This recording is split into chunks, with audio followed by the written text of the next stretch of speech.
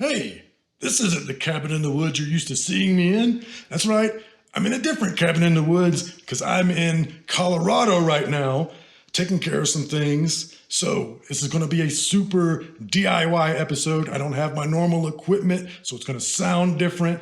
And I can't play the music for you during the top 5, but I will have every band's Bandcamp link in the description so that you can find these records. So let's not waste any time. Let's get it. Welcome, metalheads. I'm the host of Heavy Metal Philosophy and writer for Metal Digest, JonBarbas. Make sure you stick around to the end of the episode for this week's album art of the week. We're doing it lo-fi, DIY style. As y'all know, I always do the big albums that release before we jump into the top 5, so let's get it. First up, 9 Inch Nails with the Tron Ares soundtrack. Big time looking forward to this one. I'm always down for 9 Inch Nails. Next up, a new record from Paradise Lost called Ascension. I'm calling it here. This is going on a lot of people's album of the year list. There's going to be a lot of 9 out of 10s and 10 out of 10s on this one. And then there's my most anticipated album of the week, Igor with Amen.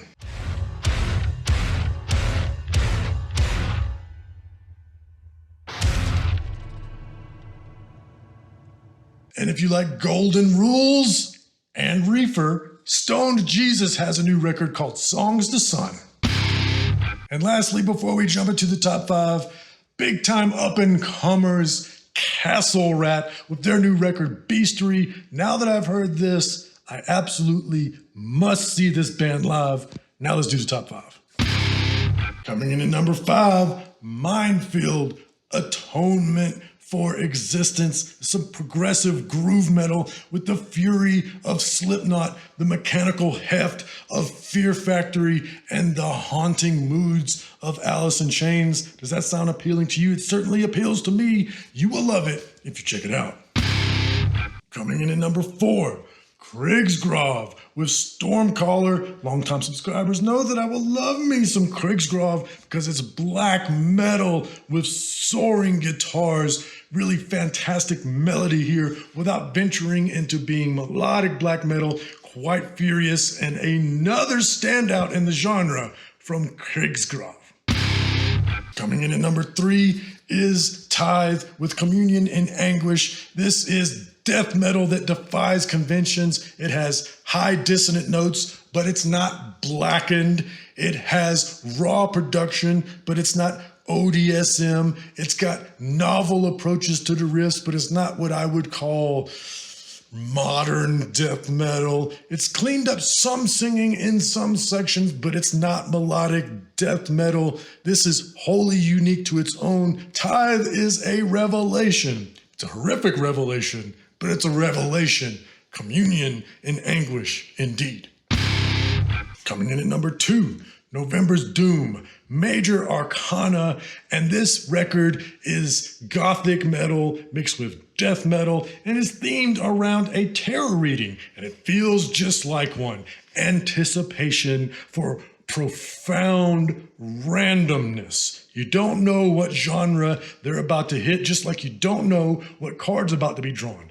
A little way through, the Joker is drawn and you know you're in for some misadventure. The last song is entitled 12, which is the 12th card, which is the Hanged Man, which, relying on chance to make your decisions, could lead to no other place.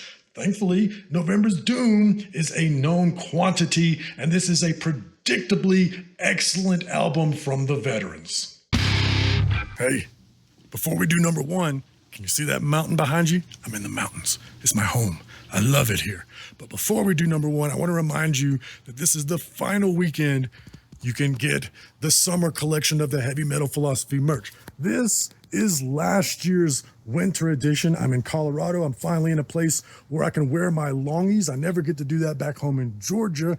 But just to let you know, just like last year on this winter collection, the summer collection will go away forever. This is your last weekend to go get you some merch with the summer themes before we turn it over to this year's winter collection. I'll have that ready for you in a couple of weeks. Stay tuned here. JonBarbas-shop.fourthwall.com. Link in the description. Now let's do number 1. Coming Coming in at number 1, Heritor with Solastalgia, some post-black metal that is quite bleak. I don't know if there's a word for where the feeling of mourning meets with righteous fury, but now there is a sound that describes that intersection. This is the soundtrack to where those emotions meet. The density of this one is like the very air around you is weighing you down, but that density also makes it really punchy and heavy. It's really sad, so this record would be kind of a bummer to listen to if it wasn't so damn excellent. Now let's do a dealer's choice. All right, longtime subscribers know that the dealer's choice segment is the part of the program that allows me to break my own rules. And this week I'm really breaking them because I'm not even picking a music album. I got early access to the upcoming Hulu mini documentary called Into the Void. It will be 8 episodes about the genre we love, heavy metal. Heavy metal was under attack. Good versus evil. Hidden messages. Satanic. Panic. We gotta defend our children.